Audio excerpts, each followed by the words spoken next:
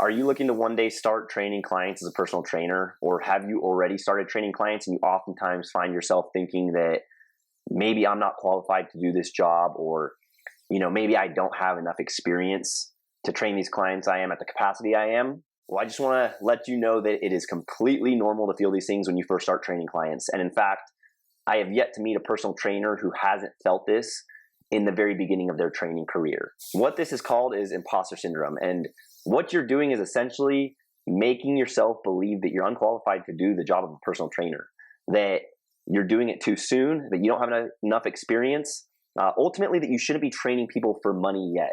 And like I said, it's very common.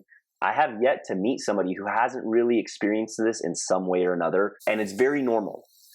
Not normal because it happens a lot with personal trainers, but because psychologically it's normal. When you take on the role of personal trainer, essentially you're taking on a leadership position. It is your job as a personal trainer to lead people to a safe and effective fitness journey. And many times leadership on its own can be scary. It can be nerve-wracking, and it can make you second guess yourself. This as well is pretty normal, but then you combine that with going through any change in life, you're also going to get these feelings. So essentially, you got to look at the situations. What you're doing is you're getting into a leadership position and going through a big change to do so. You're going from the athlete or from the trainee to the leader, to the experienced trainer, to the person who is liable for helping people see results and do it safely. And let's face it, that can be pretty nerve-wracking. So if you're at that point, if you're at those crossroads right now where you're wanting to train, or like I said, you've even gotten into it and you are second guessing yourself or questioning yourself, I want to let you know that it's going to be okay. It's a completely normal phenomenon that we all go through. And the only way to really get past that is through experience. As you get experienced as a personal trainer, you're going to feel more confident training people. You're going to have a routine. You're going to have a system in place. It's going to allow you to train people with peace of mind.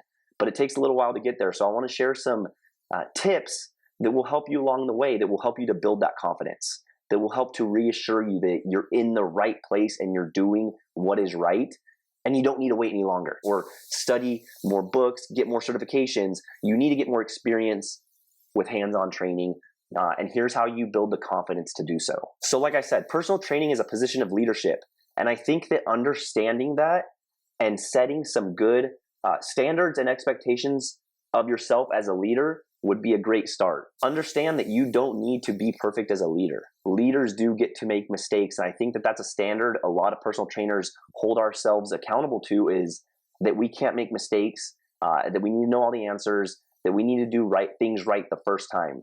And while that mostly is true, meaning as a trainer you shouldn't be doing everything by trial and error with your clients, there is room for error. You are allowed to make mistakes, and you are allowed to not have the answers. That is completely fine as well. A lot of that has to do with suppressing your ego and understanding that you're going to make mistakes and just learning from there. If you make a mistake as a trainer, don't let that discourage you to thinking that you shouldn't be doing it or that you're not qualified. Implement some self-reflection and learn about yourself, and then put some systems into place to help you not make that mistake again. If you make a mistake one time, it's really not a big deal. As a leader, you got to be decisive. You have to have confidence. So sometimes you're going to make a decision on the fly, or in some scenario that might not be the most effective decision, and that's completely fine. So understand that you are in a leadership position, and what that does require is decisiveness. It does require confidence, and for the most part, use good judgment, but also understand that you're going to make mistakes, and that's completely fine.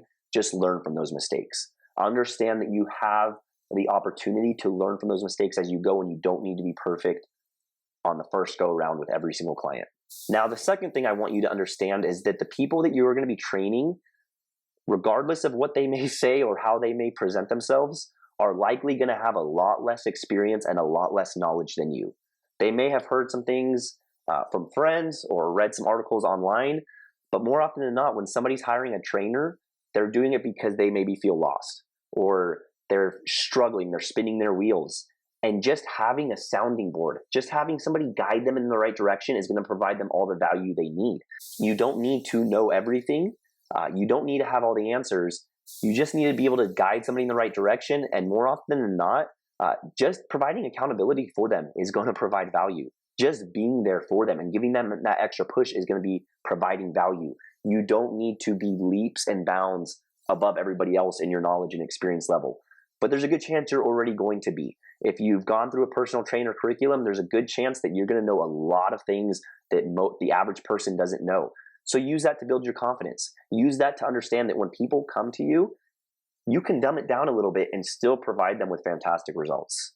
Now, knowing that and knowing that it's okay to make mistakes as a trainer, you should also understand that your job at the very bare minimum is to just help people make results as safely as possible. You don't have to be innovative. You don't have to invent or create anything new. You don't have to know everything. You simply have to be able to guide people in the right directions safely. I like to tell people that as a personal trainer, that's essentially like your baseline level for what you should be able to provide for people. It doesn't have to be performance training. You don't have to train bodybuilders. Most people just want to lose a few pounds or gain a little bit of strength, put on a little bit of muscle. Ask yourself, can I effectively help this person get a little bit stronger? Can I do it safely?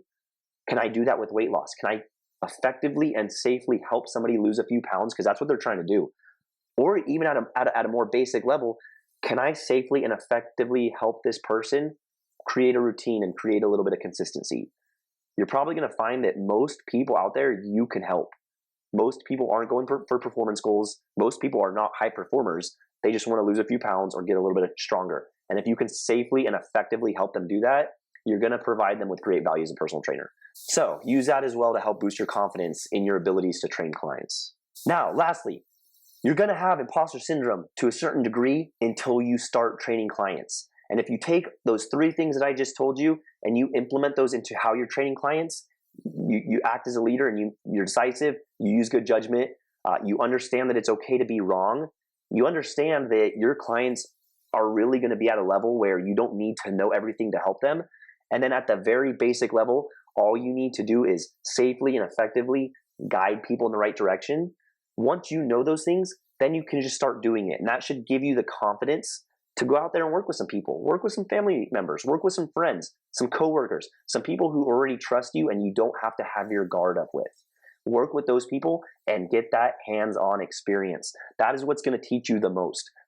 With fitness or with your personal training career is actually doing the task. But implement everything I've told you so that you can safely do it. Implement those things so that you can confidently do it. And eventually you're going to gain so much experience, and this can come in a short amount of time.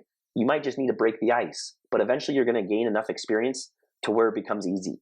It becomes routine for you as the trainer.